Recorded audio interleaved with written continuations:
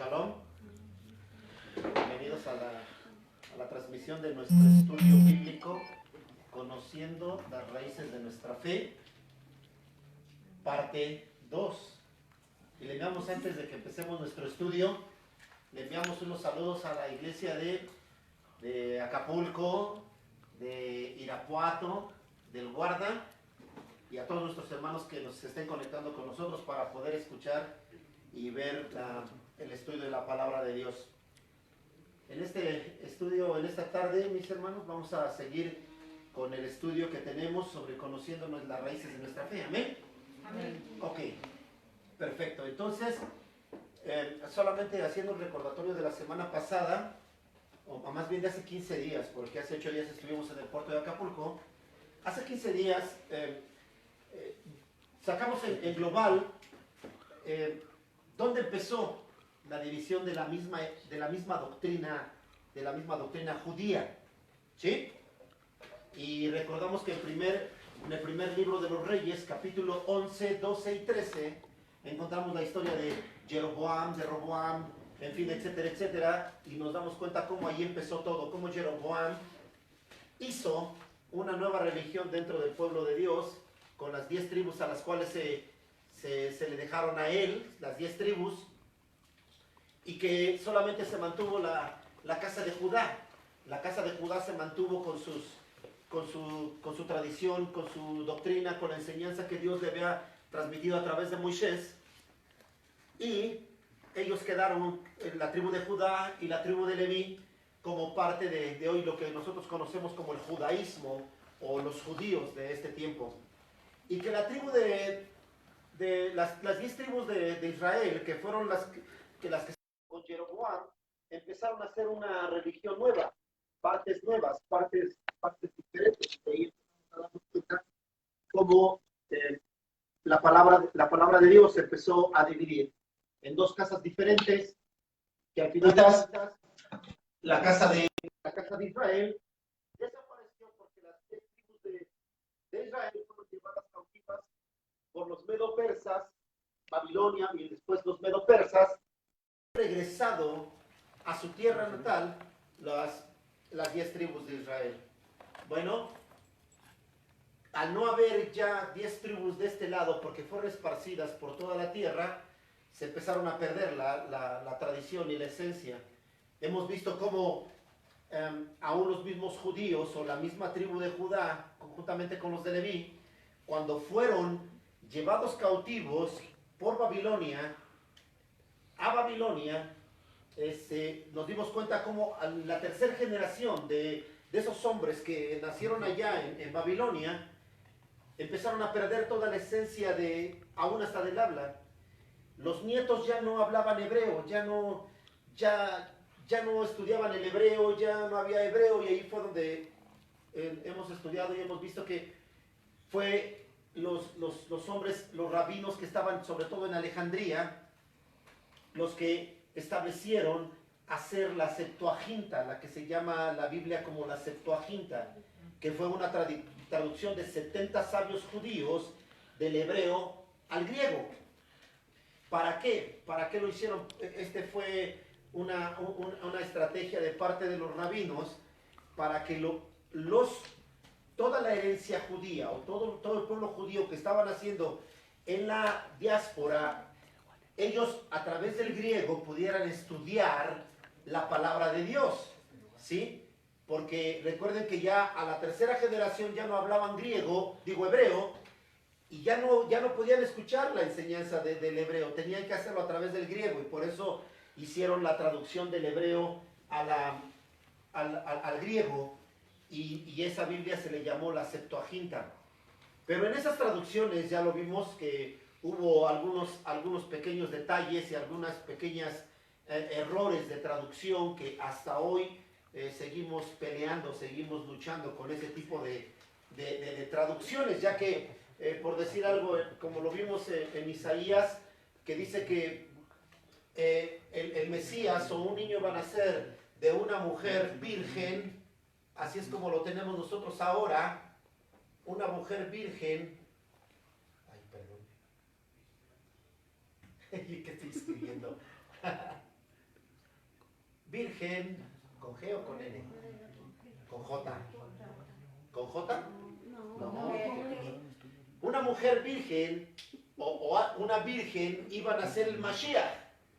¿Sí? El problema fue que la traducción del hebreo al griego fue el cambio. ¿Sí se acuerdan? ¿Cómo se dice virgen en hebreo?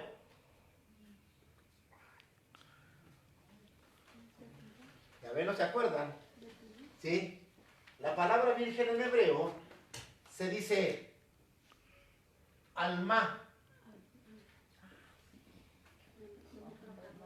Alma. ¿Sí? Y esta palabra hebrea significa virgen. No, perdón, estoy equivocado.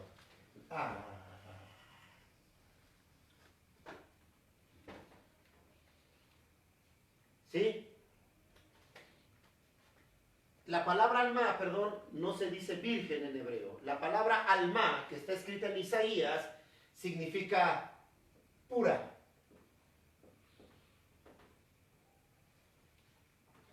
No significa virgen, porque la palabra virgen es la palabra hebrea betulá.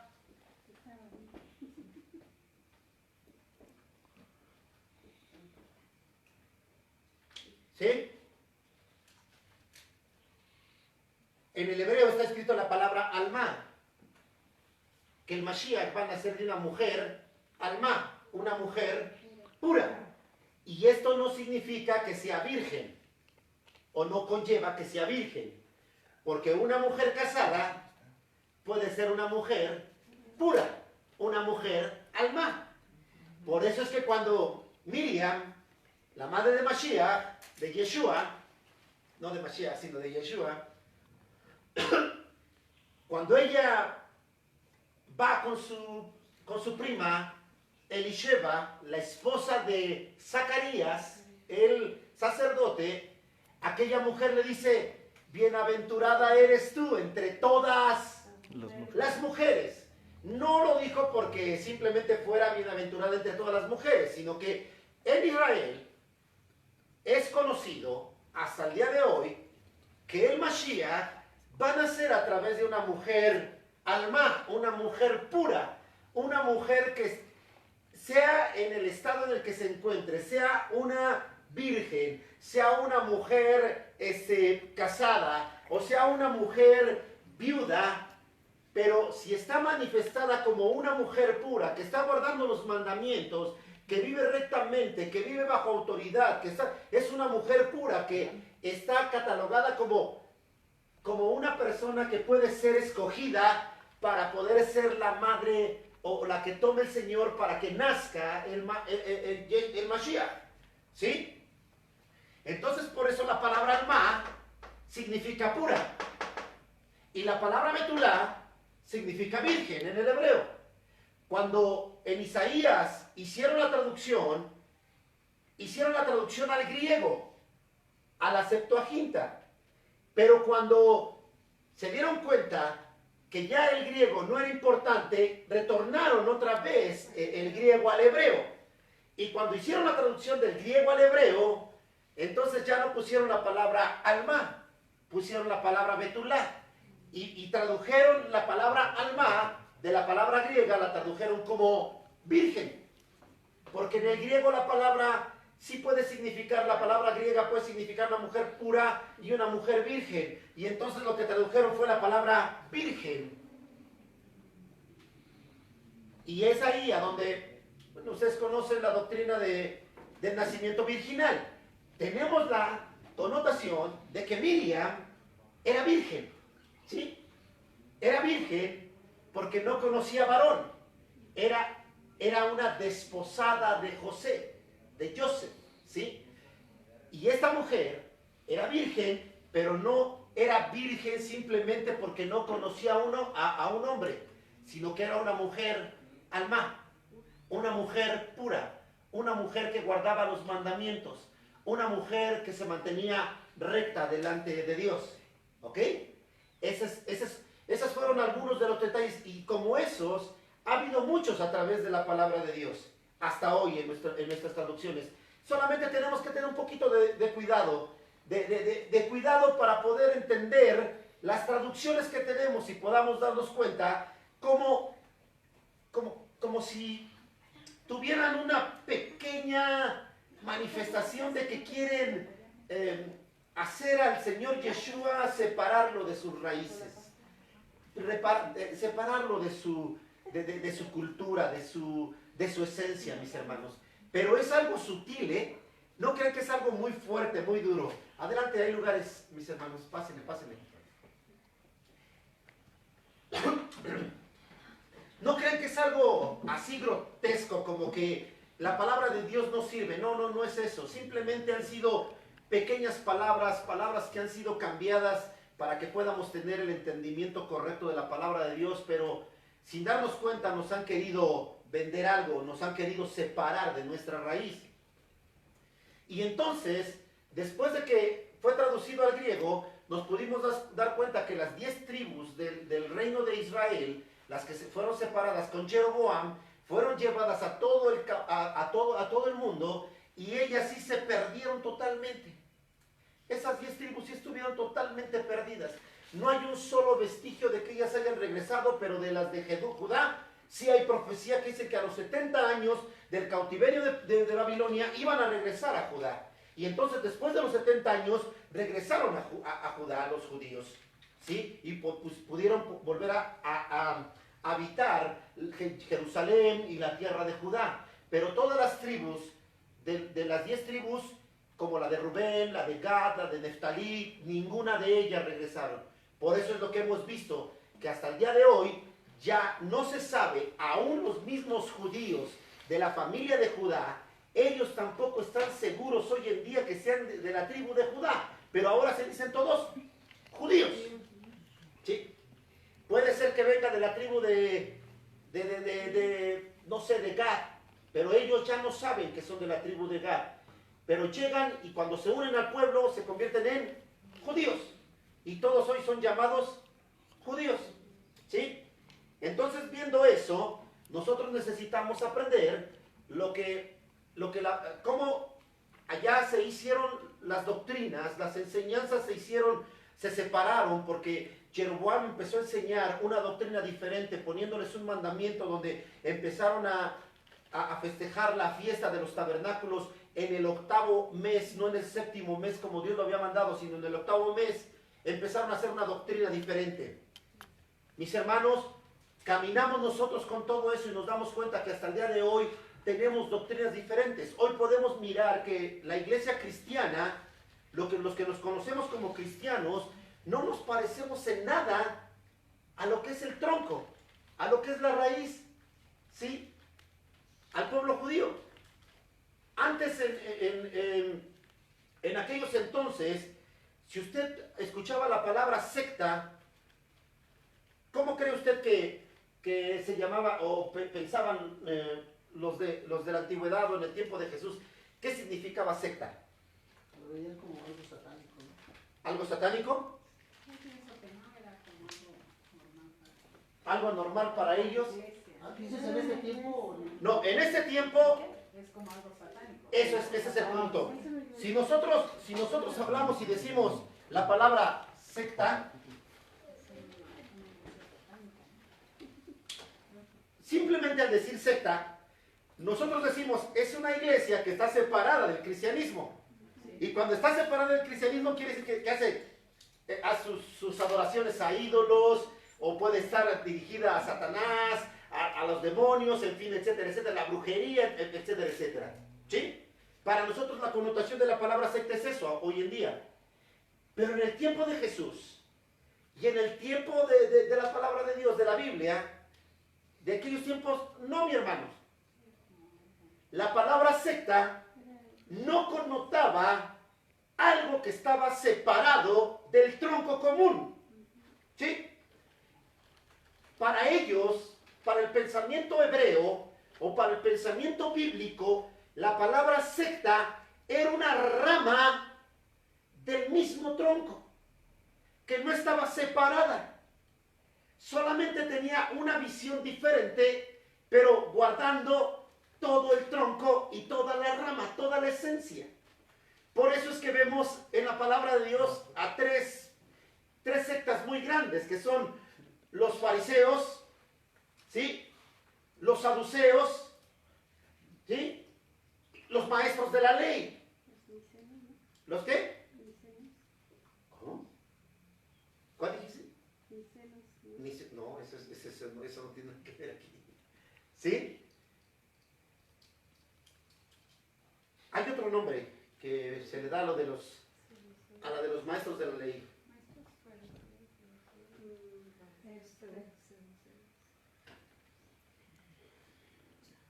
No, sí están fariseos, saduceos y esenios. Esenios. Esenios. Es fariseos, saduceos,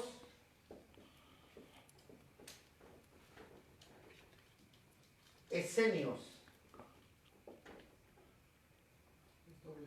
Sí. Esenios. ¿Sí? Ah, también hay otro.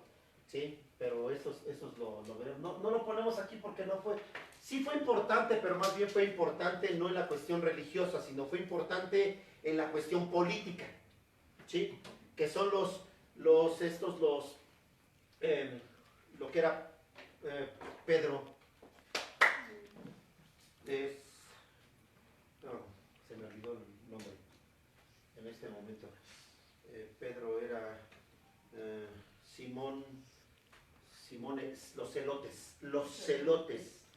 Esa era otra parte, pero más que doctrinal o religioso, era una secta más política, más militar, ¿sí? ¿Qué? Celotes con C.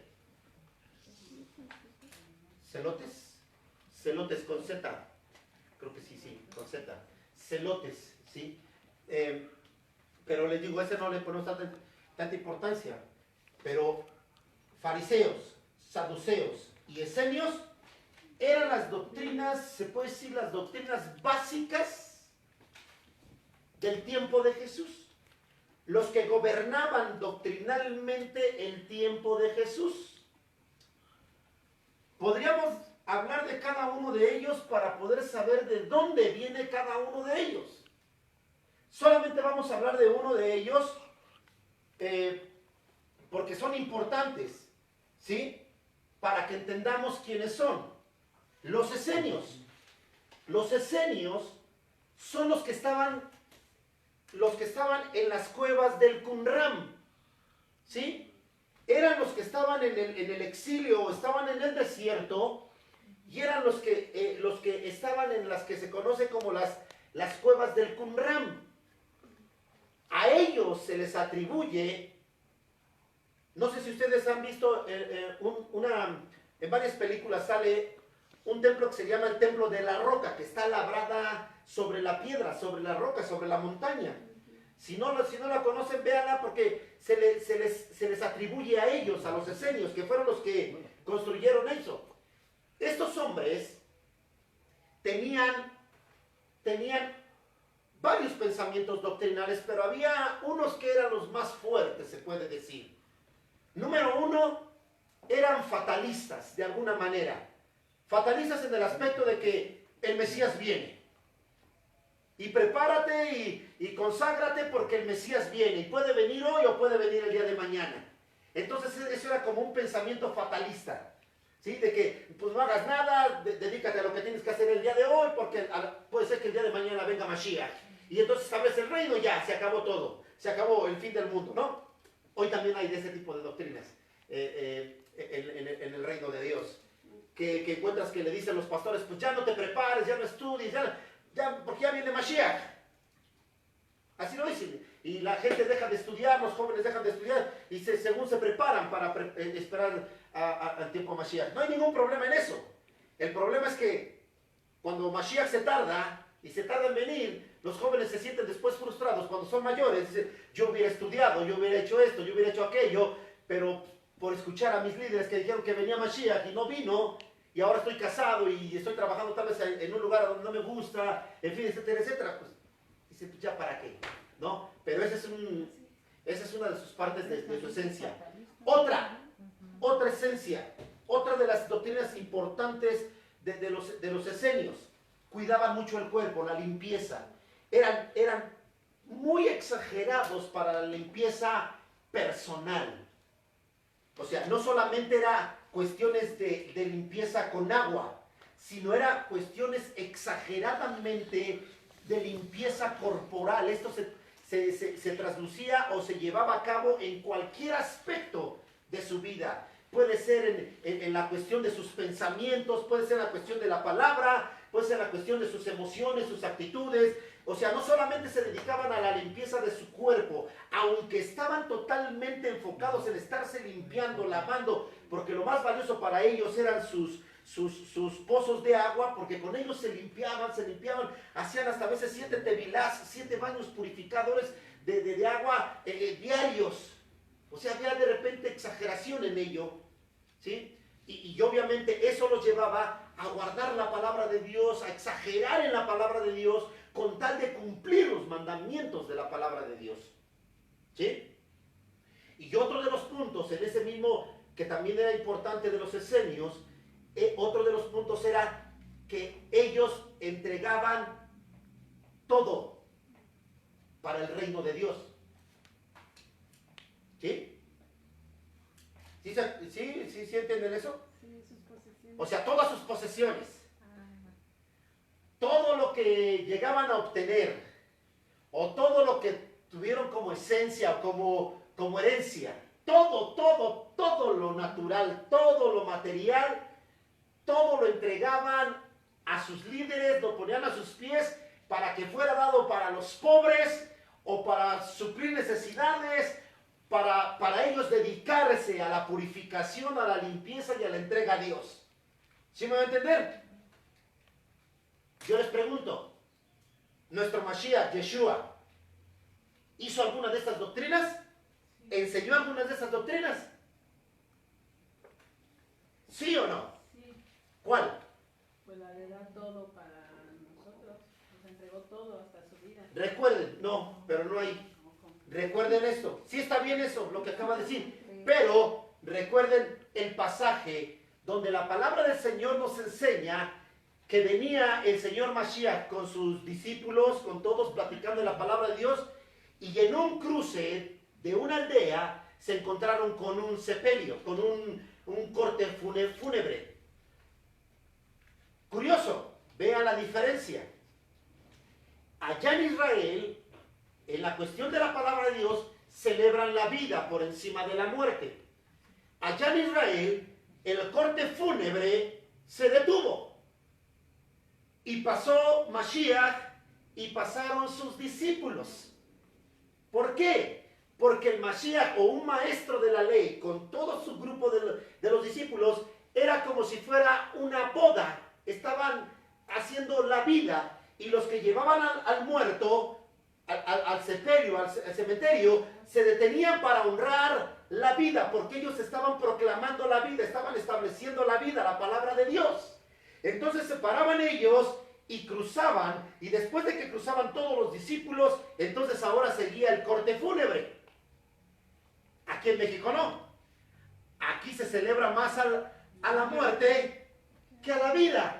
Porque aquí tú encuentras un corte fúnebre en el carro, en la calle, cuando vas caminando. ¿Qué es lo que hace la gente? Se detiene. Y se persina. ¿Y qué pasa? Primero pasa el corte fúnebre, y cuando termina el corte fúnebre, ahora tú ya puedes pasar. Vean la diferencia. Entonces dice la palabra del Señor ahí en los evangelios, que ese joven, el hijo de ese señor que estaba ahí, se le acercó al maestro y le dijo: maestro, rabí, ¿qué puedo alcanzar para...? Ah, no, perdón. ¿Qué puedo hacer? Estoy equivocado de parte. Bueno, ok, perdón a mis hermanos. Ok. Un joven se le acercó al Señor y le dijo: maestro, para adquirir la vida eterna? Y el Señor le dijo, cumple los mandamientos. El joven le dijo, desde mi niñez, desde mi juventud, cumplo los mandamientos. ¿Qué más voy a hacer? Ah, ¿quieres hacer más? Dice, está bien, ve, toma todas tus posesiones, véndelas y reparte el dinero a los pobres. ¿De dónde viene esa enseñanza? De los esenios. Cuando escucharon eso, todos pensaron, este Jesús es esenio, porque los que enseñan que te entreguen todo son los esenios. Ahora, si ustedes leen el libro de los Hechos de los Apóstoles, en los primeros capítulos, usted se va a dar cuenta que la palabra del Señor me enseña que los nuevos congregantes, los nuevos que se afiliaban al cristianismo, todos venían con sus posesiones y los ponían a las plantas de los apóstoles para que se repartiera en común para todos, para los pobres y todos en común. La doctrina de los esenios. ¿Sí o no? La pregunta es, mi hermano, muchos pastores y muchos líderes se levantan tratando de enseñar y decir, hermanos, estamos bajo la gracia y no bajo la ley. Estando bajo la gracia, ya no tenemos que dar diezmo. Perfecto, está bien, yo digo, está bien, adelante. El diezmo es del Antiguo Testamento. Perfecto, ok, vamos a decir que sí. ¿Sí? Pero si estamos bajo la gracia, vamos a hacer lo que la iglesia primitiva que está bajo la gracia hacía para poder hacer que esto creciera para la gloria de Dios. Y la palabra del Señor me dice que yo como nuevo congregante, yo tengo que vender todas mis posesiones y se las tengo que traer a las plantas, a los apóstoles, para que los apóstoles lo repartan entre todos y que todos tengan un bien común. Está bien, vamos a dejar el diezmo a un lado, pero tienes que entregarlo todo para traerlo a los apóstoles o para traerlo a tu líder. Dejemos de los apóstoles a tus líderes a los cuales está rendiendo. ¿Verdad que no lo vamos a hacer? ¿Verdad que no? Si de repente no damos el diezmo, menos vamos a darlo todo. Pues, ¿qué pasó?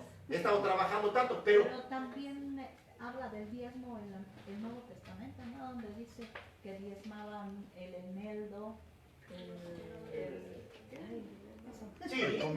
sí, pero como es una confrontación de nuestro Mashiach con los fariseos, que les dice, ustedes que diezman el eneldo, la mostaza y hasta cuelan el mosquito, o sea, les está haciendo un reproche. Y como hace un reproche, piensan que Yeshua estaba en contra de que se trajeran los diezmos. Cuando él enseñó al joven que quería entrar a la vida eterna, que quería ser parte de esos que van a gobernar en el reino de Dios, le dijo, ¿quieres llegar a lo más grande? Ve, vende todo lo que posees y dáselo a los pobres. ¿Y qué hizo el joven? No se fue contento, ¿verdad? Y no lo hizo porque era más su amor por lo que poseía que por el reino de Dios. ¿Sí? Porque eso lo podemos hacer como un parámetro hacia nuestras vidas y nos damos cuenta que nosotros solamente damos lo que Dios nos pide. Y eso como que de repente le fallamos. Pero cuando el Señor nos pide todo es muy difícil. Son doctrinas esenias. Ahora, si hablamos de purificación, hablamos de santificación, estamos hablando de doctrinas esenias. ¿Sí? Y si vamos a hablar un mensaje de la venida de Mashiach, y según las profecías que se están viniendo, decimos, el Mashiach está cerca, estamos hablando de las doctrinas esenias. Son tres fundamentales doctrinas de la palabra de Dios. Pero también les puedo enseñar cómo Mashiach habló de las doctrinas fariseas. Y lo conectaban más con las doctrinas fariseas que con las doctrinas esenias o con las doctrinas de los saduceos. Pero, ¿quiénes eran los esenios? Los maestros de la ley. No, ellos no eran maestros de ley, porque ellos estaban muy encerrados allá en sus cuevas, allá en el desierto. los esenios era el verdadero sacerdocio de la tribu de Leví, de la casa de Aarón. Eran los verdaderos sacerdotes, pero que en el tiempo de Hanukkah, cuando hubo la guerra de independencia contra Grecia, los macabeos, que fueron los que liberaron al pueblo de Dios de la esclavitud griega, dice la historia que ellos quisieron poner un rey sobre Israel. ¿Y qué pasó? Que los sacerdotes del templo dijeron, no puedes poner un rey tú. Tiene que ser un rey de la casa de David, por parte de Salomón, o simplemente de la casa de David, para que pueda ser un rey. Y ellos no tenían, si eran judíos, eran de la tribu de Judá, los macabeos, pero no eran de la casa de David. Entonces ellos no pudieron, se estaban peleando con los sacerdotes, con los levitas, por poner el rey. Los sacerdotes decían, no, nosotros somos los representantes de la religión, así es de que nosotros vamos a buscar a un hombre de la casa de David para que venga y gobierne y se siente en el trono. Y los macabeos, que tenían el poder militar y político, dijeron, ah, no, aquí se hace lo que yo digo, y pusieron sus reyes. De ahí fue donde vinieron los reyes que después vemos en el tiempo de Jesús: Herodes, Antipas, Herodes el Grande, y todos los Herodes que vemos como herencia son de los reyes que pusieron los macabeos, estableciéndolos aunque no fueran de la casa de David. Por eso es que esos reyes eran más tirados a estar con los pueblos paganos. Por eso es que Herodes estaba más con los romanos, estaba más con los griegos. Antipas estaba dándole más el lado a los romanos que a los judíos. Era un gobierno corrupto. ¿Y qué pasó entonces? Cuando pusieron su rey, ¿qué pasó con los sacerdotes? Pues Se fueron a las pruebas. pidieron el grito. No, pegaron el grito en el cielo y empezaron a rebelarse. ¿Y qué hicieron los macabeos? Ah, no te sometes. Empezaron a matar sacerdotes. ¿Y qué fue lo que sucedió? Que cuando empezaron a matar sacerdotes, entonces dijeron, ah, nos estás matando. Agarraron todos los sacerdotes, se salieron de Jerusalén y se fueron porque fueron perseguidos y se fueron al desierto, allá en Qumran. Son los esenios. ¿Y qué pasó entonces después? Que al ver que ya no había sacerdotes en Jerusalén, los mismos macabeos empezaron a poner sacerdotes que no eran de la tribu de Leví, y que después se convirtieron en los fariseos. Y los que estaban en el poder, los que venían de los macabeos, descendientes del rey, y toda la familia de los reyes y todo, eran los saduceos. Allí están los tres. Y los tres empezaron a enseñar diferentes doctrinas que estaban dentro del judaísmo, pero que no se habían separado del judaísmo. Seguían amando la enseñanza de Moisés. Lo único que había era diferentes formas de pensar y de ver. Los saduceos no se metían con ellos, pero entre estos dos se daban unos agarrones tremendos, porque estos pensaban que había resurrección, estos decían que no había resurrección, estos decían que había una vida eterna, estos decían que no. Y por eso Jesús en los evangelios, en lugar de ver a los evangelios como un libro religioso, pónganse a estudiarlo correctamente y nos damos cuenta que son debates doctrinales, donde los fariseos dicen, es que se enseña esto, y Jesús dice, no, la palabra, el mandamiento dice esto, y los saduceos decían, no, pero es que dicen esto, no, la palabra dice esto, y Jesús los retornó a la palabra de Dios. Pero él tomó doctrinas fariseas hasta en un 80% de su enseñanza. Doctrinas saduceas en el porcentaje que faltó, juntamente con los esenios. Pero él tomó doctrinas de cada uno de ellos. ¿Sí? Por eso dice su palabra que él vino a dar el verdadero significado. De alguna forma. ¿Sí? Porque lo vimos en la clase pasada, cómo pusieron mandamientos sobre mandamientos. ¿Sí? Y entonces al hacer eso, por eso Jesús en el libro de Mateo capítulo 23 le dice a los fariseos: hipócritas, generación de víboras, que se paran en la puerta, ni entran, ni dejan entrar, y les ponen cargas pesadas a la gente que ni ustedes mismos llevan. Sí, por fuera son muy hermosos, muy blancos, pero por dentro son podredumbre, porque así eran los fariseos, porque en esencia no eran los sacerdotes originales de ahí.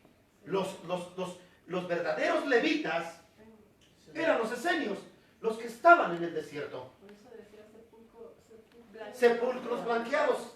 Sí. Estaban como muertos, ¿no? O sea, se puede decir. ¿Sí? Entonces, nosotros nos podemos dar cuenta, mis hermanos, cómo en aquel tiempo también Yeshua estaba empezando a trabajar con todo ese tipo de situaciones. Y a las sectas, a las 3 sectas que se conocían de aquel entonces, las más fuertes, nunca pensaron que era una religión nueva y diferente. Nunca lo pensaron. Siempre esenios, fariseos y saduceos eran del mismo tronco. Eran judíos, pero con diferentes. Hoy en día también los hay, mis hermanos. Ustedes no crean que no. En el judaísmo están, por ejemplo, los que son ortodoxos y los que son liberales. Están los que son sefaradís y los que son askenazí. Esos son de lengua española y de lengua europea. Pero así de esa forma, mis hermanos, empezamos a ver cómo cada uno pone sus propias leyes y sus propias enseñanzas para definir quiénes son askenazí y sefaradí, quiénes son irish y quiénes no lo son, quiénes son de la parte oriental y quiénes son de la parte occidental, y así diferentes formas, mis hermanos, ¿sí? Pero eso no dice que son diferentes religiones, siguen siendo los mismos judíos, ¿sí? Aunque lo ven de diferente forma, pero no se dividen, están unidos. Porque el mismo libro que leen, las mismas costumbres que hacen, todo lo que realizan, está basado en el mismo libro, la Torá. ¿Sí? La misma raíz. Sí. Y entonces, en el tiempo de Yeshua, nace Yeshua, empieza un grupo a seguir a Yeshua, y a ese grupo que lo empiezan a seguir, empiezan a llamarlos, y sobre todo en el libro del libro de los Hechos, los llaman los mesiánicos. ¿Sí? Pero no mesiánicos así en el aspecto esencial, sino se llamaban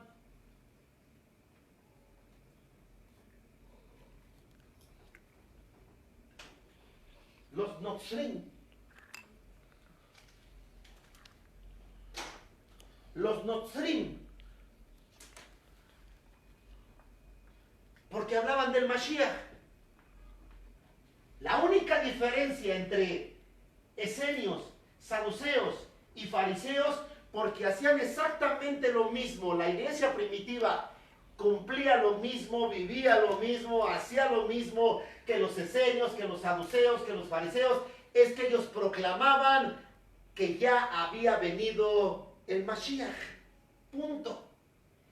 Eso fue lo que le causó el celo a Saulo, a Shaul,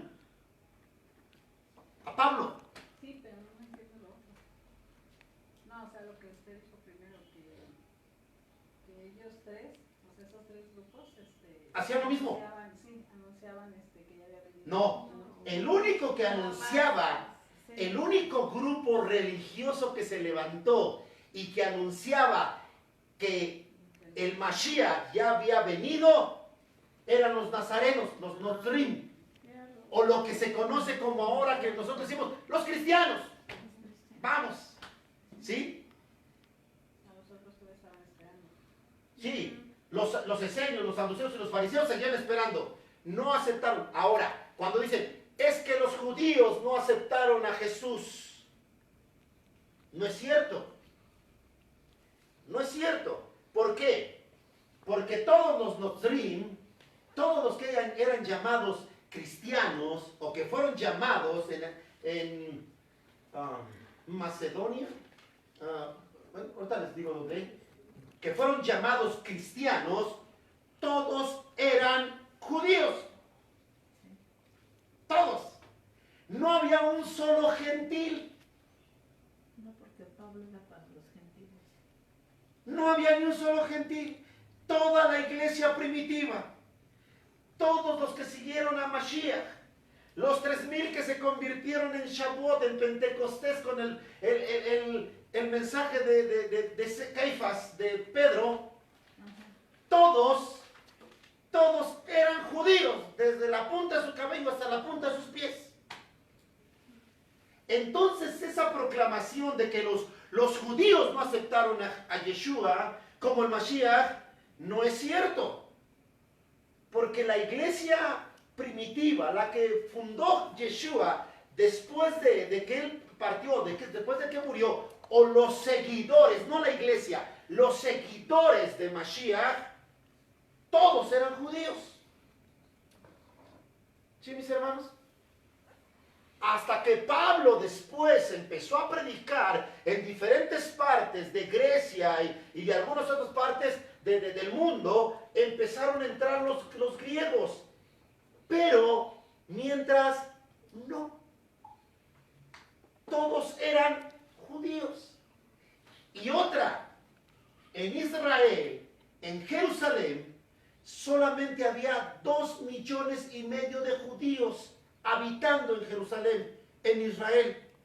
Y los otros 2 millones de judíos estaban dispersos en el mundo entero. O más de 2 millones, porque eran más de 10 tribus. O sea, estaban dispersos todos los demás. Si lo vemos de esa manera, eran casi 7 millones de judíos dispersos alrededor del mundo. En aquel entonces no había internet, vamos a decirlo así. Ahorita podemos llegar hasta China si queremos, con el mensaje, ¿no? De decir, Jesús es el Mesías. Y en China lo van a escuchar. Pero antes, en aquel entonces, no lo había. Tenía que haber un hombre que salía viajando para llegar a ciertos países y proclamar que Yeshua era el Mashiach. Así es. ¿Sí, mis hermanos, o no?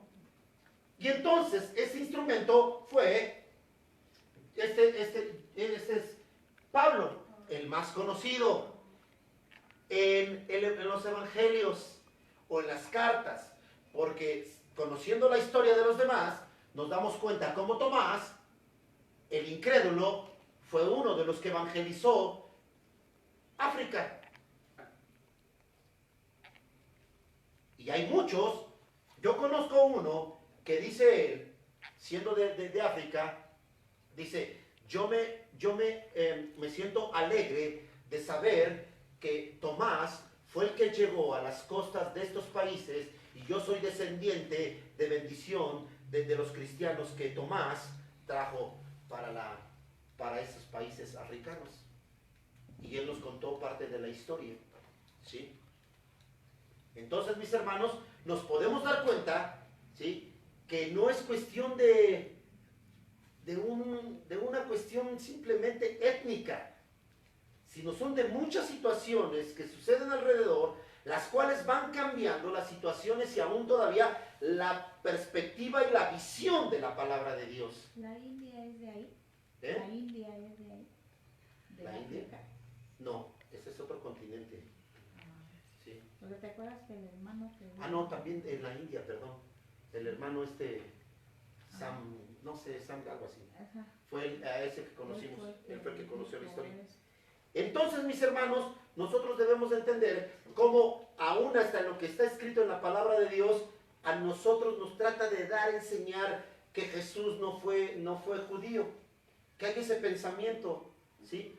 Miren, les voy a leer parte del docetismo del tiempo de Jesús, o bueno, no del tiempo de Jesús, después de Jesús, ya en los tiempos modernos, ¿sí? Por ejemplo, el docetismo histórico nos dice, era una herejía perpetuada después del concilio ecuménico de Calcedonia en el 451 después de Cristo. Estableció la doctrina de las dos naturalezas de Yeshua manifestadas en su deidad, contemporáneas totalmente, consubstanciales con el Padre y consubstanciales con la naturaleza humana. ¿Sí? Negó las dos naturalezas de Cristo también. ¿Sí? Dijo, en muchos casos vio a Jesús solo como divino, como con su humanidad, como una apariencia para que fuera reconocible a la humanidad. Esto fue llamado monofisismo. ¿Qué es lo que enseña? Que el que murió en la cruz no fue el humano, que nada más era como una visión corporal humana, pero que realmente él no estaba ahí sufriendo. ¿Sí? Que era divino, que no había ningún problema, que él no podía morir de esa manera. B. En otros casos, o en unos casos, sugirió que la naturaleza humana de Jesús fue absorbida en su deidad o era un mero accidente de su substancia divina inmutable. ¿Sí? Pero si fuera sido eso, entonces no sucede esto. ¿Por qué? Porque Gálatas capítulo 4, vayan a Gálatas capítulo 4, creo que es la primera escritura que les doy, porque lo demás fue como una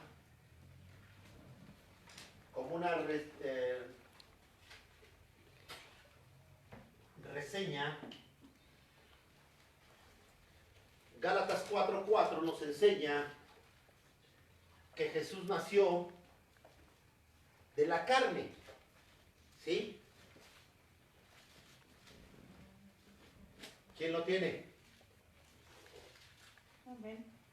Como dice 4:4. Pero cuando vino el cumplimiento del tiempo, Dios envió a su Hijo, nacido de mujer y nacido bajo la ley. ¿Se dan cuenta? Cuando se cumplió el tiempo, Dios envió a su Hijo. Y ese Hijo tuvo que nacer. ¿Nacer cómo? Nacer bajo la ley, nacer a través de una mujer. Entonces, si es verdad lo que dice aquí del docetismo, que solamente era tal vez una apariencia y que la humanidad la absorbió su deidad inmutable, entonces quiere decir que no sucedió la profecía de Isaías, porque físicamente entonces no nació nadie. ¿Sí, mis hermanos? Porque si la naturaleza era solamente como un espejismo, entonces también Miriam estuvo embarazada como un espejismo y dio a luz como un espejismo, porque la humanidad estaba siendo absorbida totalmente por la deidad de Jesús. ¿Sí? Ok. Influencias del docetismo en el pensamiento teológico moderno, en el moderno. Escuchen, se pone tanto énfasis en el Cristo cósmico que dejó a la humanidad de Jesús como un propósito práctico perdido. Hoy en día se maneja que Jesús es el Jesús del cielo. No es el Yeshua o el Mesías que nació en Israel, que era judío, sino que es ahora del cielo. Esa es la esencia. La pregunta es, ustedes acaban de escuchar que Él nació bajo la ley, que Él nació de carne. ¿Sí? Ha completado el tiempo. Entonces, si Jesús es un Jesús ahora que resucitó, porque dicen que ya resucitado, ahora ya Jesús ya no tiene una etnia, ya no tiene un país, ya no es de un país específico, ahora ya es de todo el mundo, de todo el universo. Y entonces Jesús ya no pertenece a ningún lugar en específico. Pero ahí es a donde nosotros pensaríamos, la palabra del Señor dice que Él vuelve a Jerusalén. Y que Él establece su reino en el templo de Jerusalén.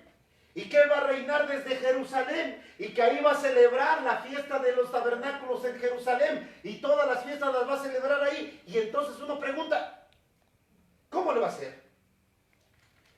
Si él no es judío ya hoy en día, porque según está en el cielo, y ya estando en el cielo tiene un cuerpo incorruptible, y ya ese cuerpo incorruptible no pertenece a un país en específico, entonces, ¿cómo es Jesús ahora? Y entonces el mensaje que nos dan es que Jesús es un Jesús multiuniversos. Ay, caray, esa palabra es cósmico. O sea, ya es el Jesús del cielo y no es el Jesús de la tierra. Es como si lo vieran como una deidad, ¿no? Y así como algo... Fuera de este mundo. Pero bueno, se me viene a la mente una cita. Él fue cuando se le apareció a sus discípulos, ¿no? Que es que fue tomado y que les dijo, no los dejo solos. Como ven, así como me voy, así me verán. Pero se les apareció en carne, ¿no? Sí. Es lo que está... Porque cuando se les apareció el Señor les dijo, soy yo. ¿Qué tienen de comer? Ah, pues tenemos un poquito, denme de comer. Y comió pescado, y comió pan, y bendijo. Y cuando bendijo, se dieron cuenta, sí es el maestro, es él. Y Tomás también. Tomás le dijo, si no meto mis manos en sus heridas, a mí no me digan que resucitó. ¿Sí? Y hasta que le dijo, a ver, ven para acá, toma, mete tus manos, soy yo mismo. Pero en un cuerpo incorruptible, ¿no? Eso lo vamos a ver después, ¿sí? ¿Qué significa tener un cuerpo incorruptible? ¿Sale? Bueno, vamos a ver algunas escrituras o una escritura sobre de esto, ¿sí? Que nos está dando aquí la escritura. Vamos al libro de Mateo, capítulo 4, verso 23.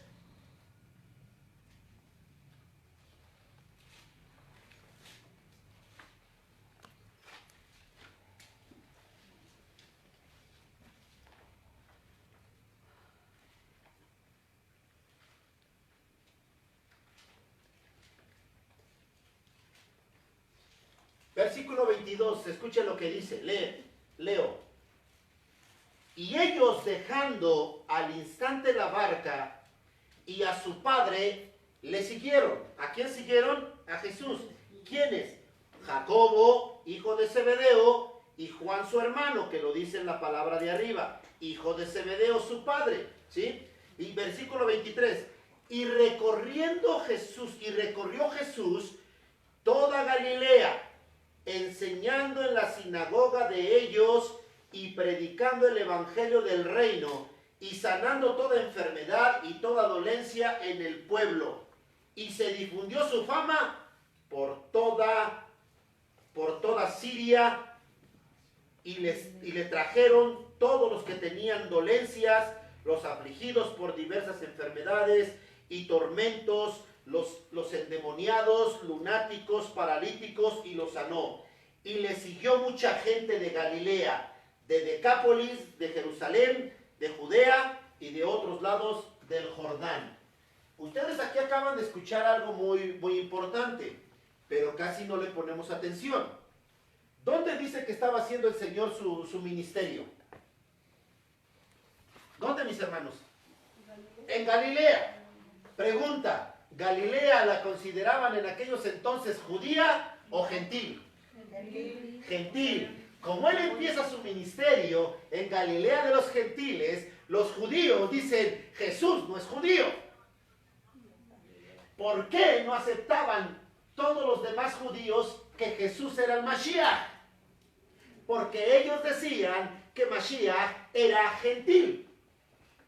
Y miren lo curioso, no solamente eso, vemos en nuestras traducciones que los cristianos también mandan un mensaje sutil a todos los creyentes para que entendamos que Jesús no estaba conectado con sus hermanos los judíos, que él no era judío.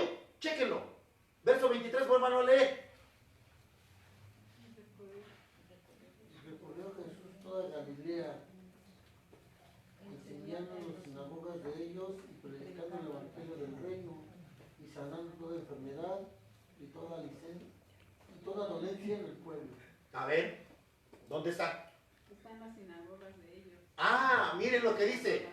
Y recorrió todo el lugar, toda la comarca. Toda la Galilea. Y luego decía, enseñando en las sinagogas, ¿de quiénes? De ellos. De los galileos. Ah, ¿se dan cuenta? No, de los judíos. ¿Sí? ¿Se dan cuenta, mi hermano? Jesús, aquí me lo están poniendo que no tiene una nacionalidad. Aquí, la misma escritura, si un judío que no quiere aceptar a Mashiach, a Jesús como el Mashiach, se pone a estudiar, me dice, espérate, el escritor de Mateo, aquí dice que Jesús no era judío, porque él entró a las sinagogas, enseñaba en las sinagogas de nosotros, pero no era judío. ¿Y qué le dirían ustedes?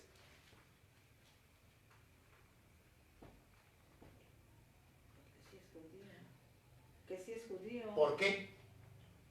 Porque las sinagogas no dejan entrar Ah, gentiles. porque en las sinagogas no dejan entrar gentiles. Exacto. Sí, por sí, bueno. Y menos dejan enseñar a gentiles. Ahí solamente pueden leer las leyes, la Torá, y enseñar la Torá a los judíos y los que tienen autoridad. No cualquiera puede enseñar la Torá. Así es. Entonces ahí hay controversias. ¿Por qué? Porque la traducción me dice, en las sinagogas de ellos, y a Jesús me lo ponen aparte, con una nacionalidad que ya no tiene, pero está enseñando en las sinagogas de los judíos. ¿Sí? Entonces ya desde aquí me están mandando un mensaje. Jesús no es judío. ¿Sí o no? ¿O no? A ver, a lo mejor estoy mal. A ver, analícenme el texto. Porque me están poniendo cara. O se están durmiendo o me están poniendo cara así media rara. O sea, mi duda es que dice que recorrió Jesús toda Galilea enseñando las sinagogas de ellos. O sea, si Galilea no era considerada un pueblo gentil, o sea... Si era considerado pueblo gentil, pero Bueno, no. sí, Pero había no, judíos. Ah, o sea... Y había gente, sí, había judíos y había sinagogas judías. Era lo Sí. que no. O sea, decía de ellos porque no eran sinagogas judías totalmente. No, sí. Sí eran judíos totalmente. Pero el problema era que la mayoría de ahí habían llegado muchos gentiles a Galilea. O sea, sí eran judíos, pero... Y había judíos ahí. Y habían sinagogas de judíos ahí. Pero había muchos gentiles viviendo en esa región. ¿Sí? Porque él no estaba unido a lo que nos estás enseñando de las sectas. Por eso también lo sacaban fuera de su... A ver, lee en voz fuerte, lee por ejemplo, Juan capítulo 7. El Evangelio de Juan capítulo 7. 7:1. Después de estas cosas, andaba Jesús en Galilea, pues no quería andar en Judea porque los judíos procuraban matarle. A ver, ¿qué me manda ahí en ese mensaje? Pues que él no era judío. ¿Y a dónde andaba? Con En los- Galilea. Galilea. ¿Verdad? Ajá. Estaba con los gentiles. ¿Y qué dicen? Y los judíos Procuraban matarle. procuraban matarle. ¿Por qué no dicen ni sus hermanos? Porque él era judío. Jesús nació como judío. ¿Sí? Así es. Ese es uno de los problemas muy importantes. Y luego todavía aparte, hay otra manifestación. Vete al verso 37, del 37 al 39 del mismo capítulo.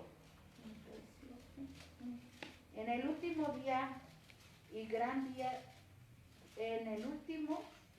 día de la fiesta, Jesús se puso de pie y alzó la voz diciendo: si alguno tiene sed, venga a mí y beba.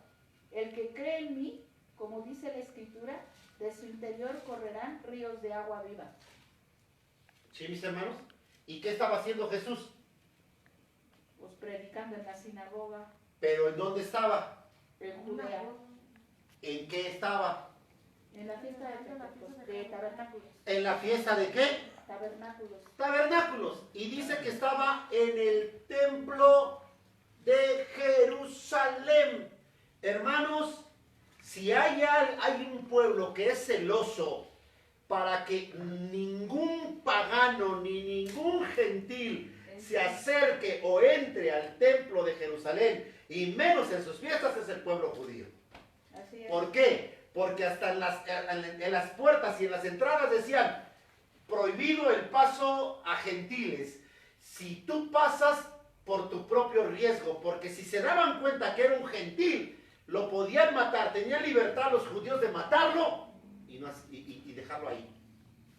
Y van a decir, es que es por eso que tenía Jesús miedo de que lo mataran. Pero qué curioso, aquí se puso en pie en medio de todos y les dijo, en el último gran día de la fiesta, que es el Simchat Torah, el gran Jalel, la de Osana Rabá, juntamente con Simchat Torah, los 2 días más grandes de la fiesta de Jerusalén, de los tabernáculos, dice que se pone en pie y le dice a todo aquel que tenga sed, venga a mí y beba, porque el que beba de esta agua van a brotar de ellos ríos de agua viva. Perdónenme, pero para que se pare un gentil en medio de los judíos y que empiece a decirles eso, ¿saben una cosa? Lo matan en ese instante. La pelea. ¿Sí? Y yo sé que pueden decir, es que recuerden, hermanos, él enseñaba y una vez estuvo sentado y les leyó Isaías 62. El Espíritu de Dios está sobre de mí y me ha ungido para ta. Y entonces les dijo, esta palabra se ha cumplido hoy ante ustedes. Cerró el libro, se puso de pie y salió entre medio de ellos. Y dice que todos se quedaron atónitos. Y estaban ahí como todos. ¿Qué nos acaba de decir que este es el Mesías? Nos acaba de decir que es el Mesías. Y no agarraban. Y cuando pudieron razonar, dice que se levantaron y quisieron matarlo y arrojarlo al abismo, pero entonces dice la escritura que él se puso en pie y los abrió como mar y pasó como si nada y no pudieron tocarle. Dicen, es que él tenía el poder y la autoridad para hacer eso y que nadie lo tocara. Pero no, mis hermanos, no es cuestión de eso. Es que él no iba a morir arrojado en un abismo, no iba a morir apedreado, no iba a morir siendo apuñalado, no iba a morir por la turba, iba a morir crucificado. Estaba profetizado y solamente a los judíos los retenía el Señor para que cumpliese la palabra Yeshua. Para que se cumpliera lo que él había Sí, imaginado. sí, porque eso es lo que nos enseña el docetismo, hermanos, que estaba afuera, que hoy ya no hay esta naturaleza. No, mi hermano Jesús. Ahora si leemos el capítulo de Lucas capítulo 2, encontramos que Jesús fue circuncidado al 8º día. Y más adelante, unos versículos adelante, dice que fue prededicado a los 40 días. Mis hermanos, y luego más adelante al final nos enseña que en la fiesta de Pesaj fue a hacer su bar mitzvah. Así es.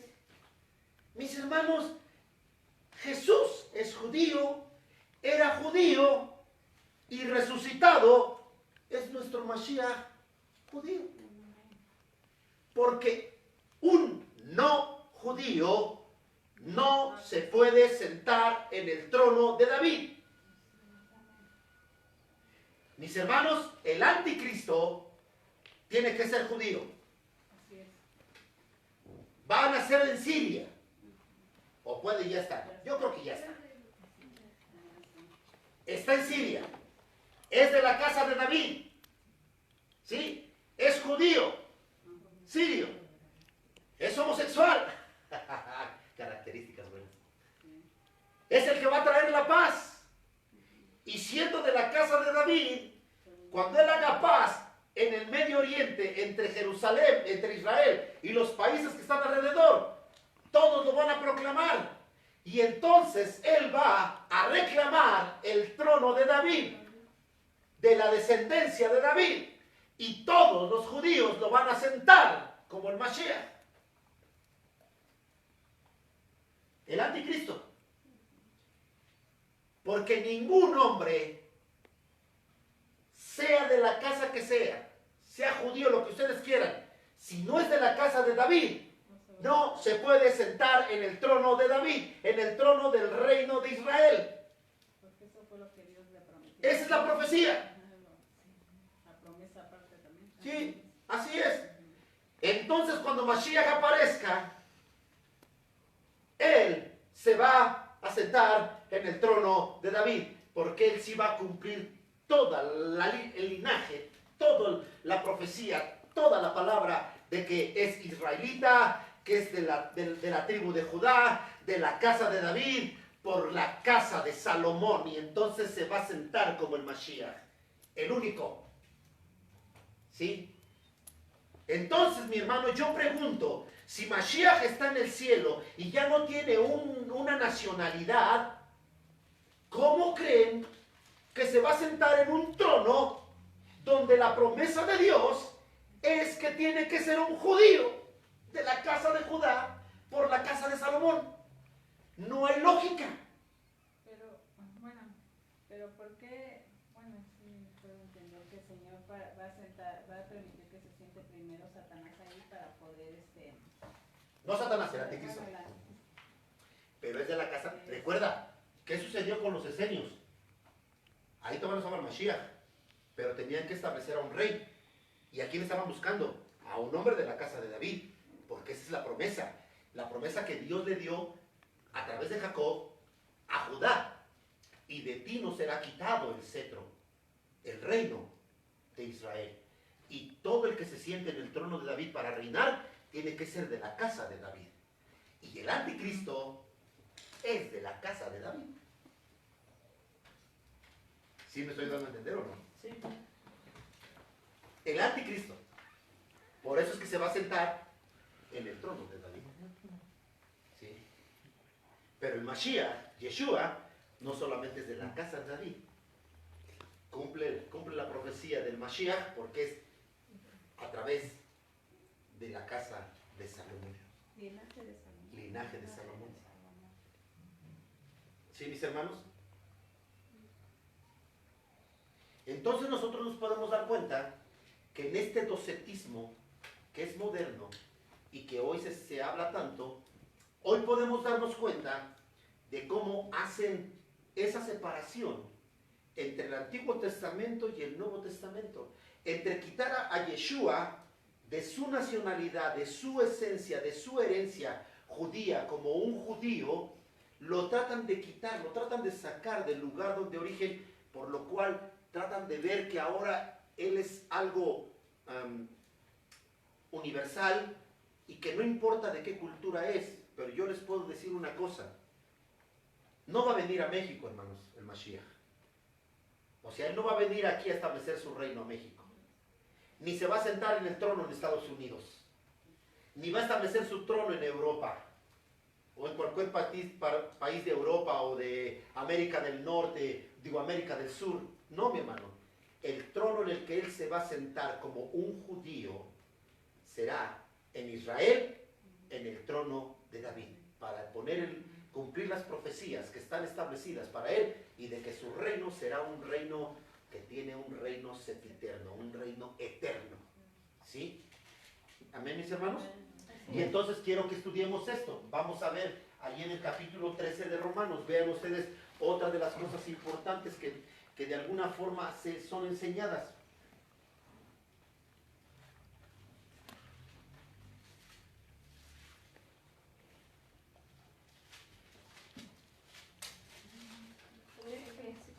Romanos 13 desde el verso 1. Para que escuchen esto, porque también es parte del docetismo, es parte de la doctrina del dualismo, en fin, etcétera, etcétera. Porque también hoy seguimos teniendo esa confusión, esas partes a donde no podemos entender correctamente lo que la palabra de Dios nos dice. Verso 1.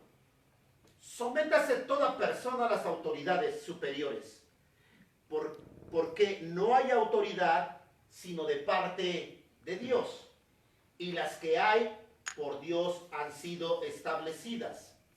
De modo que quien se opone a la autoridad, a lo establecido por Dios, se resiste, y los que se resisten acarrean condenación para sí mismos. 3. Porque los magistrados no están para infundir temor al que hace el bien, sino al malo. ¿Quieres pues no tener la no temer la autoridad? Haz lo bueno y tendrás alabanza de ella, porque es servidor de Dios para tu bien. Pero si haces lo malo, teme, porque no en vano lleva la espada, pues es servidor de Dios, vengador para castigar al que hace lo malo. Por lo cual es necesario estarle sujetos, no solamente por razón del castigo, sino también por causa de la conciencia, pues por esto pagáis también los tributos, ¿o qué es esto? Diezmos o impuestos, porque son servidores de Dios, que atienden continuamente a estos mismos. Pagad a todos lo que debéis, al que tributo, tributo, al que impuesto, impuesto, al que respeto, respeto, al que honra, honra. No debáis a nadie nada, sino el amaros unos a otros, porque el que ama al prójimo ha cumplido la ley.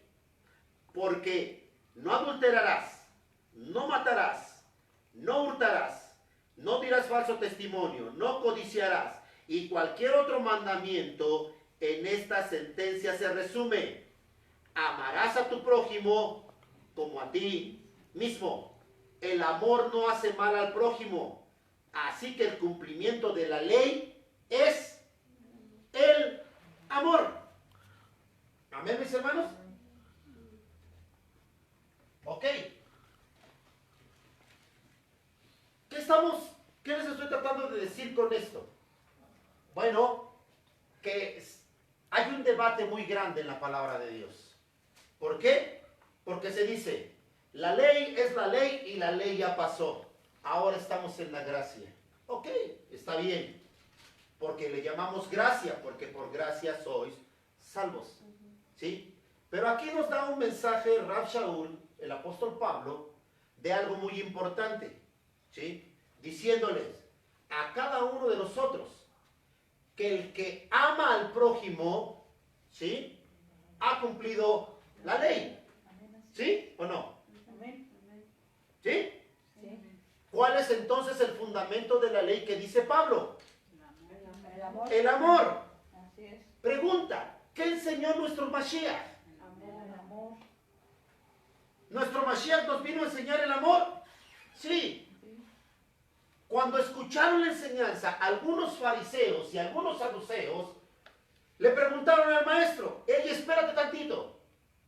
A ver, porque creo que estás enseñando una doctrina que no es la judía, que no es la de la Torah. A ver, dime cuál es el más grande mandamiento.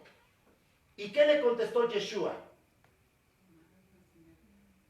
Le dijo: Shema Israel, Adonai Eloheinu, Adonai Echad. Y amarás al Señor tu Dios con todo tu corazón, con toda tu alma y con todos tus bienes. Y le dijo: este es el primer y grande mandamiento. Y el segundo es semejante a este: amarás a tu prójimo como a ti mismo. Pregunta, ¿Jesús estaba enseñando algo diferente de la ley? ¿A dónde está? No, porque estaba enseñando los mandamientos que estaban ya desde el Antiguo Testamento, estaba enseñando el cumplimiento de los mandamientos. Porque el amor cumple los No, mandamientos. pero recuerda una cosa, el problema es que es la ley. Y nosotros ya no estamos bajo los... Ahí es a donde viene la confusión, donde dicen, ya no estamos bajo los ritos de la ley. Ah, ese es el problema, cuando involucran la ley con los ritos. Porque sí, la ley tiene mandamientos para hacer ritos, ¿sí? Pero hay cosas, ritos, que en nuestro Mashiach fueron cumplidas, y al ser cumplidas en nuestro Mashiach, ya no son necesarios hacerlos, las hacemos a un lado, pero no quitamos la ley, quitamos los ritos de la ley. ¿Sí me voy a entender? Por ejemplo, si nosotros dijéramos, ok, yo quiero celebrar la Pascua porque según lo que me dice la palabra, leí en Juan capítulo 7, verso 1, que dice ahí, porque verso 2, porque estaba cerca la fiesta de los judíos, la fiesta de los tabernáculos. Perfecto, ok, la fiesta de los judíos. ¿La estaban celebrando los judíos? Sí, solo es el único pueblo que la celebra. ¿Sí, mis hermanos? Y entonces dicen, es una actividad, un rito judío. Perfecto, si es un rito judío. ¿Sí?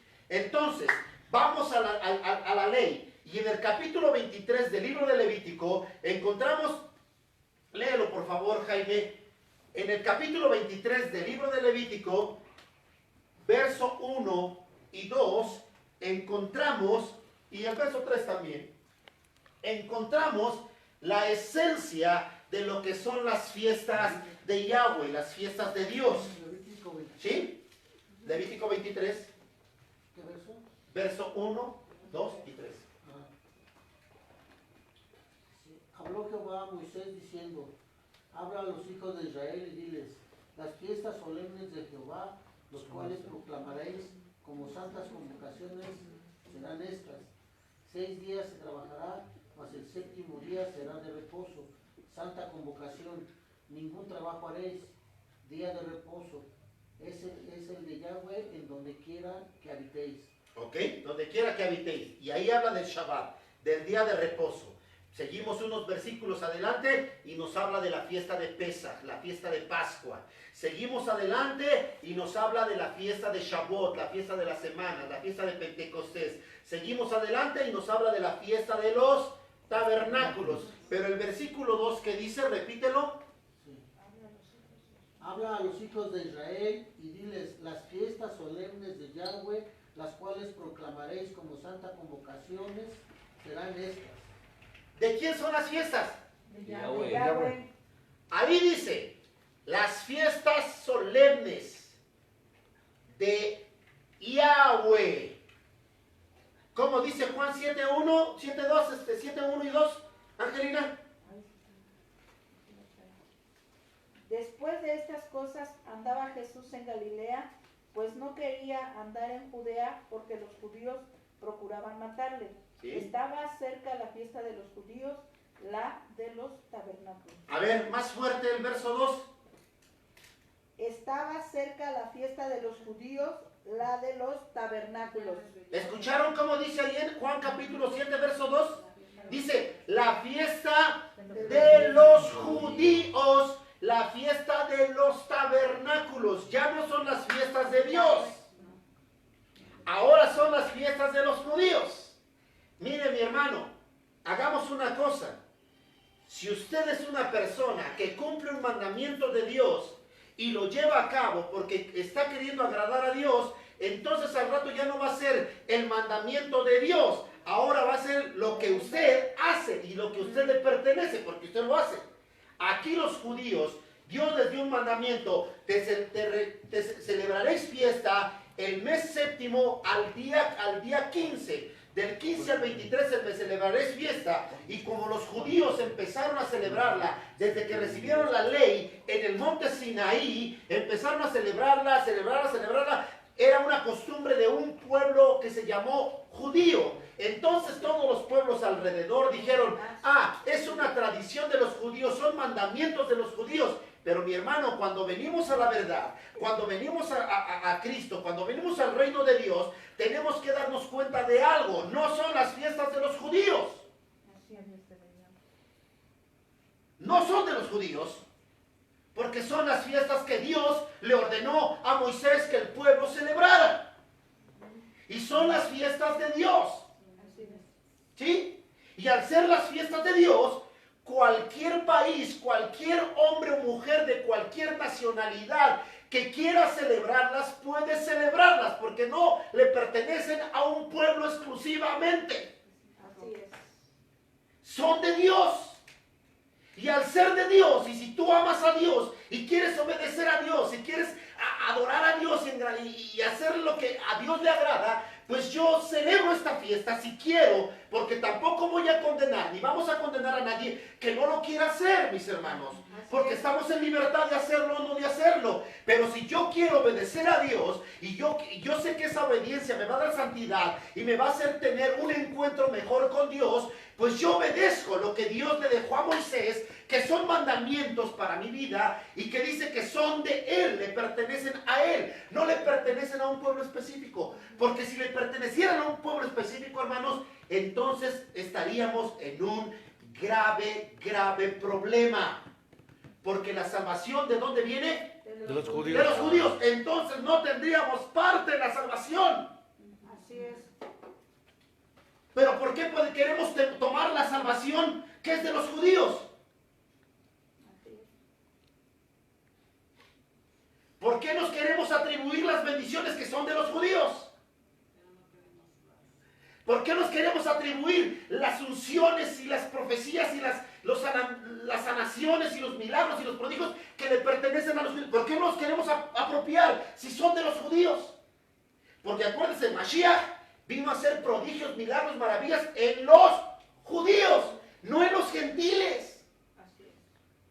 Por allí hubo de repente una y otra que salieron ahí gentiles, pero mi hermano, de allí en fuera, un siervo de un centurión, una hija de una mujer y una mujer sirofeniza que estaba enferma de sangre.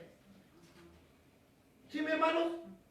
Pero él vino a hacerlo, y él mismo se lo dijo a la mujer que tenía a su hija enferma: no es lícito quitarle el pan a los hijos para dárselo a los perros. Él mismo se lo dijo. Y aquella mujer se humilló y dijo: sí, Señor, pero aún de las migajas que caen de la mesa de nuestros amos, los perros como yo comemos. Por eso es que cuando los judíos naturales hoy en día dicen gentiles, se están refiriendo a eso. Ah, esos son unos perros. Eso es lo que ellos piensan. Ah, esos son unos perros. Sí, lo que tú quieras, judío. Pero sabes una cosa, ahora nosotros estamos participando del pan de la mesa. Así es. Aleluya. Esa parte de las palabras de Dios, lo que dice Dios, estas son mis fiestas, es el pan que era la herencia de los hijos. No simplemente de un pueblo llamado judío, es de cualquier nacionalidad, porque Yeshua hizo la salvación para todo el mundo. Por eso Juan 3:16 lo dice: de tal manera Dios amó al mundo que dio a su Hijo unigénito, para que todo aquel que en él cree no se pierda, mas tenga vida eterna. Para que, ¿cómo dice el verso 17? Dice, para que el mundo sea salvo para que el mundo no se pierda, sino que sea salvo por él. Y está hablando de toda la humanidad. Y entonces al meter a toda la humanidad, lo lleva a una esencia, a una raíz, a una palabra, que es la ley, a donde dice Dios: están viniendo a ser mis hijos, yo su padre, yo tengo mandamientos, yo tengo estatutos, no pertenecen simplemente a un pueblo judío. Ustedes también son mis hijos y ahora van a participar de esta esencia, de esta herencia que yo tengo para ustedes. Porque dice que porque no envió Dios a su Hijo al mundo para condenar al mundo, sino para que el mundo sea salvo por él. Amén. Ahí lo está aclarando. Y eso no quiere decir, hermanos, que condenamos a los que no quieren celebrar. No, estamos en libertad de hacerlo. Aún nosotros que estamos escuchando, ¿lo podemos hacer o no lo podemos hacer? No importa. Cada quien vamos a pagar delante de Dios lo que queremos hacer o no para la gloria de su nombre. ¿Sí, mis hermanos? Entonces esto no depende de que yo, porque estoy ahorita diciendo que esto es de Dios y no de los judíos. Mire, tan sencillo. Jesús le dice a aquellas personas: ama al Señor tu Dios con todo tu corazón. ¿Dónde se encuentra? En el Antiguo Testamento. ¿Dónde? En Deuteronomio capítulo 6. Alguien que me lea capítulo 6 de Deuteronomio.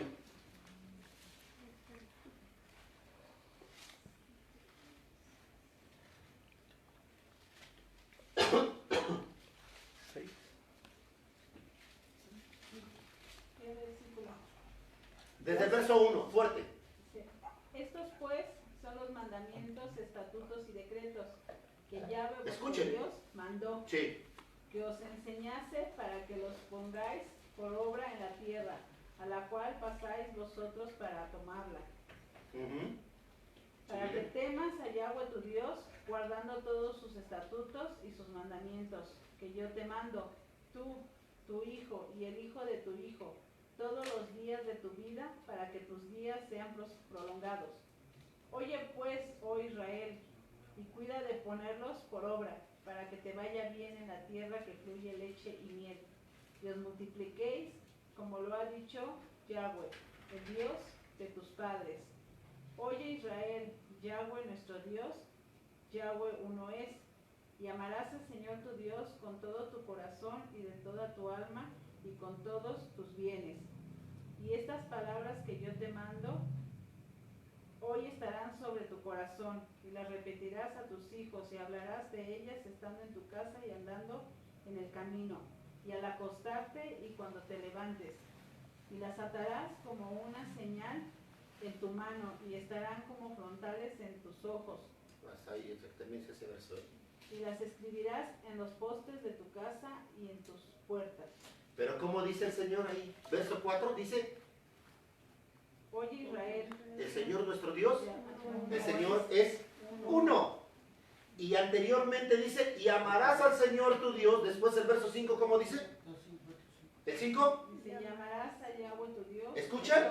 de todo Y amarás al Señor tu Dios de todo tu corazón, y de toda tu alma, de toda tu alma y con todos tus bienes. Tus fuerzas, así dice. Tus fuerzas, tus bienes. Todo lo que has adquirido con tus bienes. ¿Sí? ¿El Señor les enseñó un mandamiento nuevo? No.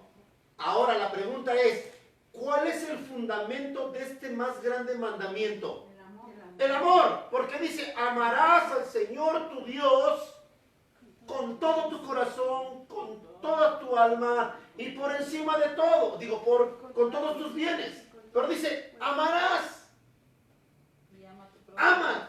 ¿Sí? Ahora vaya rápido a Levítico, capítulo 19, verso 18.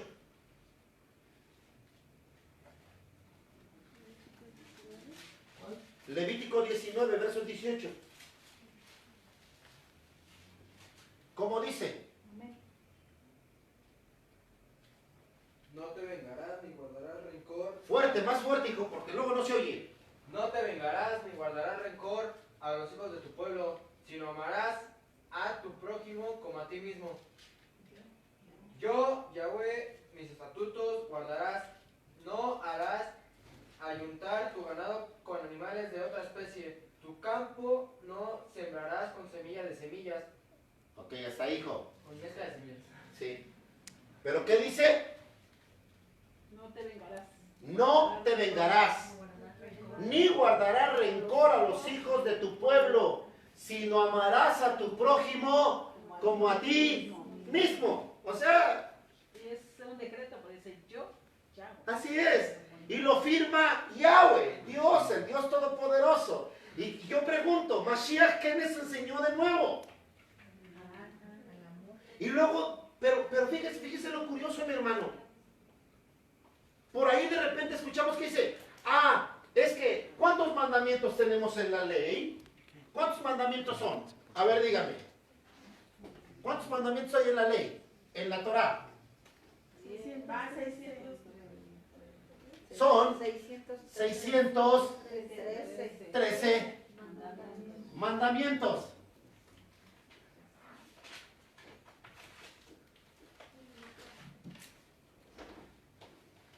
Y dicen los hermanos, pero Dios nos hizo las cosas más fáciles. Porque de los 613 mandamientos nos lo redujo. ¿A cuántos? A 2. ¿A cuántos? A 10. A 10. A ver, yo pregunto. A ver, mi hermano, hermanos, por favor, súmenme 613. ¿Cuánto les da? 10. Ay, qué curioso, ¿verdad? Qué curioso, si usted suma el número 613, les da el número 10. ¿Sí? ¿Y cuáles son los 10? Los 10 mandamientos del Sinaí. Mandamientos dados en el Sinaí. ¿Sí? ¿O no? Pero dicen, no, pero es que Yeshua estando en la gracia, no lo hizo más chiquito, no lo hizo más pequeño, no lo hizo más fácil. No los hizo más fácil. ¿Cómo no los hizo más fácil? Ay, no los hizo en 2 mandamientos. ¿Sí? Eso me hace recordar que una vez a Chabelo le preguntaron, Chabelo, dime los 4 jinetes del Apocalipsis. Y Chabelo se para bien bravo. Sí, los 4 jinetes del Apocalipsis son 3, Adán y Eva.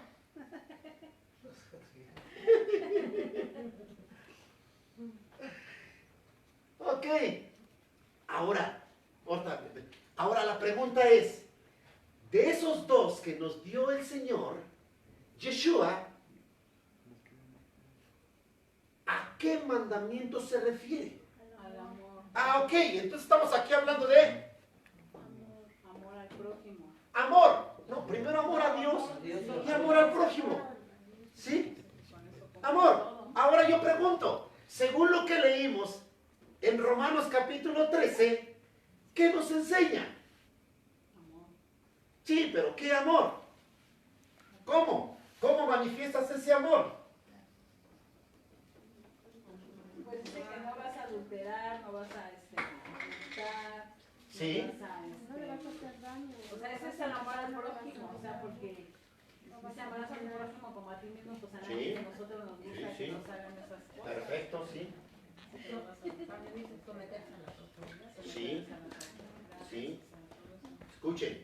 Escuchen nuevamente. Romanos 13, verso 7. Empiezo desde el 7, ya no desde el 1. Pagad a todos lo que debéis. Al que tributo, tributo. Al que impuesto, impuesto. Al que respeto, respeto. Al que honra, honra. ¿Sí? ¿Ok? Vamos ahí. 8. No debáis a nadie nada, sino el amaros los unos a los otros. ¿Sí? Porque el que ama al prójimo, ¿qué dice? Ha cumplido la ley.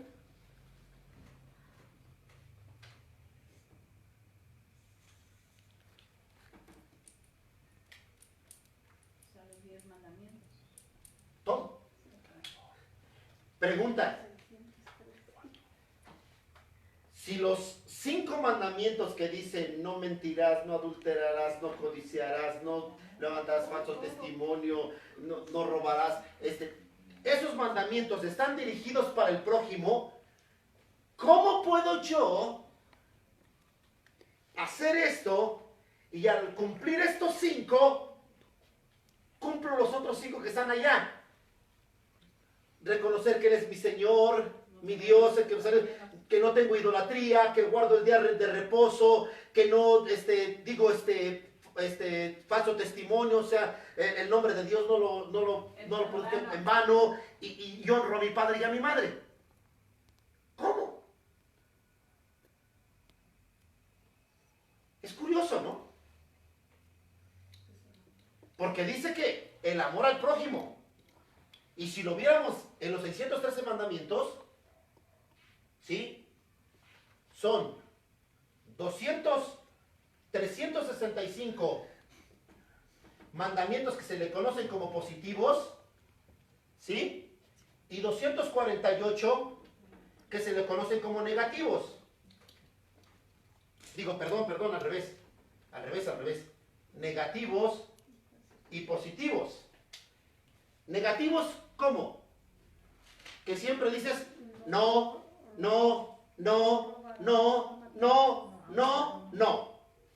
¿Sí? No. Esos son los negativos. Y los 248, guardarás el día de reposo, yo soy el Señor tu Dios, en fin, etcétera, etcétera. ¿Sí? ¿Sí, mis hermanos? Positivos, negativos. Este número de mandamientos, ¿qué número es? ¿A qué número le recuerda? Ah, ¿verdad? Cuando tenemos un niño que estamos educando, ¿cuántas veces le decimos no al día? ¿Qué somos nosotros? Los hijos del Padre. Nos está educando. Y tiene un no para cada día de los 365 días del año. No hagas esto, hijo. No hagas esto. No hagas esto. No, no, no, no, no, no. Y los 248 positivos. Si usted hiciera cuentas, escuche esto.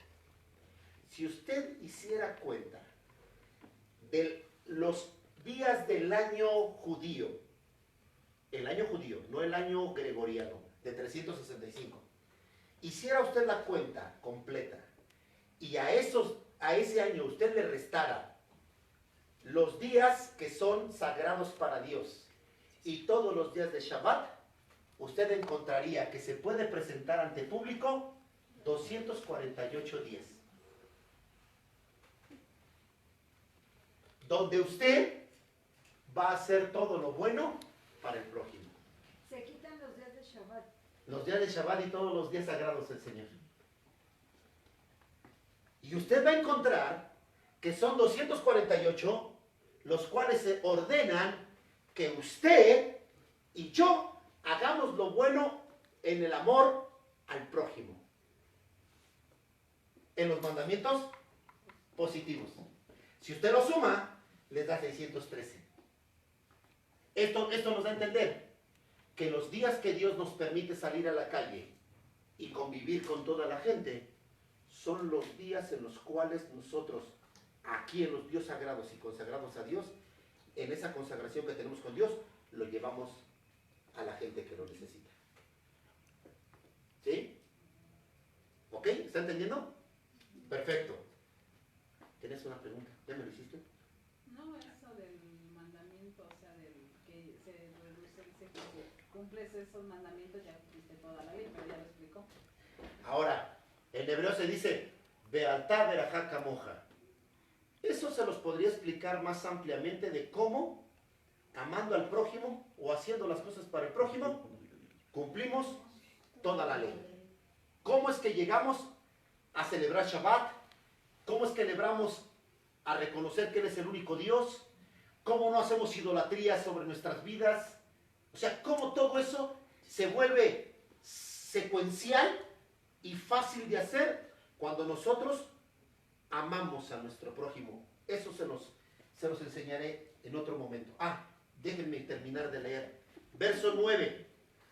Porque no adulterarás, no matarás, no hurtarás, no dirás falso testimonio, no codiciarás. Y cualquier otro mandamiento en esta sentencia se resume. Amarás a tu prójimo como a ti mismo. El amor no hace mal al prójimo. Así que el cumplimiento de la ley es el amor. El problema no es tanto la cuestión de la ley. ¿Qué hora es? Cuarto. Bueno, se los voy a dar rápido. 9. Se los voy a dar rápido. ¿Sí? Rápido.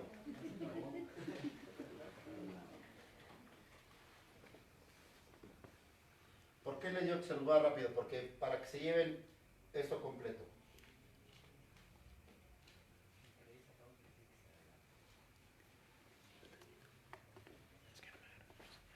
Torah.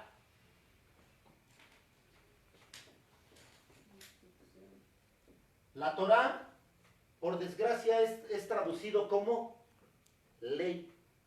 ¿Sí?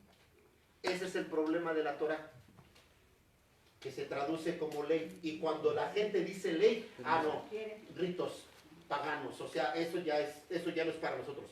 Nosotros estamos en la gracia, ya no hay ley. ¿Sí?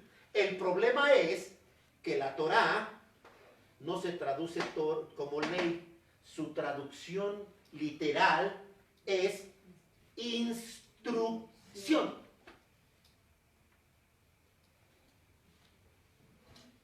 Si Pablo, cuando habló a los romanos, a los gálatas y a varios, y yo creo que lo hizo, explicó correctamente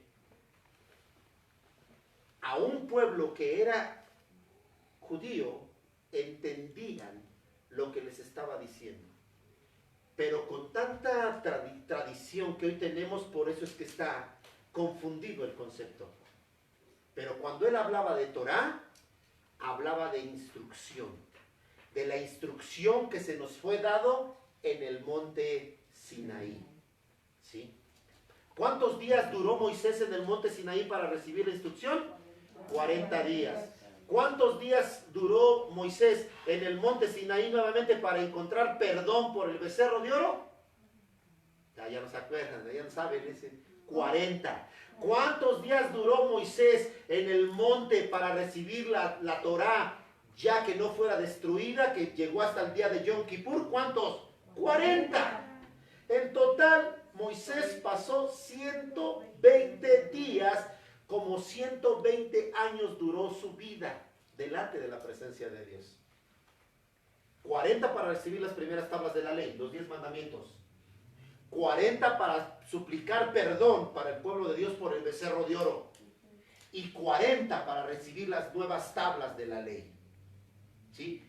Que nosotros celebramos en el día de Yom Kippur, en el día que recibimos el día del perdón, por el cual recibimos la Torá, la instrucción de Dios, no la ley de Dios, la instrucción de Dios de cómo le gusta a Él que nosotros le adoremos, le sirvamos. Cómo le gusta a Él que hagamos las cosas para Él, no como a ti te gusta, sino como a Él le agrada. ¿Ok? Perfecto. Ahora vamos a ver aquí Torá. ¿Cuánto vale la tab? ¿Quién sabe de valores del hebreo? 7. No. Resh, Shin y Tab. Resh, 200. Shin, 300. Tab, 400. ¿Cuánto vale? 400. ¿Cuánto vale la Bab? Aleph, Bet, Gimel, Dalel, Hei, Wow. ¿Cuánto vale? 6. ¿Cuánto vale la Resh? ¿Cuánto les dije que vale la Resh? Resh, 200. Shin, 300. Tab, ¿cuánto vale la Resh? 200. ¿Y cuánto vale la Hei? 5. Súmelos. 613. No, cierto. 611. Angelina, no es cierto. ¿Por qué dices 600? No lo hagan automático. 611. No lo hagan automático porque no es así. 611. La palabra Torah en hebreo nos da un valor numérico de 611. Ah, caray. Yo sí. Ay, ¿por qué? Debería de ser 613, ¿no? Y los 2 de amor. Míralo, está lúcido, está lúcido. Porque el Señor encerró toda la ley, toda la instrucción en 2 mandamientos. Ama a tu prójimo como a ti mismo, y el más grande, ama a Dios por encima de todas las cosas. Si tú le sumas estos otros 2, los 2 grandes mandamientos nos da un total de 613. ¿Ah? ¿Se dieron cuenta? ¿Y cuál es toda esta esencia para poder elaborar esto? Porque el amor es la esencia de la ley, de la instrucción de Dios, que forman los 613 mandamientos, que es toda la instrucción de Dios, toda la Torah de Dios. Porque sin amor no se puede cumplir ningún mandamiento. Porque entonces haríamos todo lo malo en contra del prójimo. O sea. Esto es solamente la esencia de cómo a Yeshua lo quieren sacar de un pueblo que es su pueblo, su esencia, su raíz, su genética, y cómo juntamente con él a la ley la sacamos también del panorama del reino de Dios. Porque dicen que con Yeshua vino la gracia y la ley se acabó.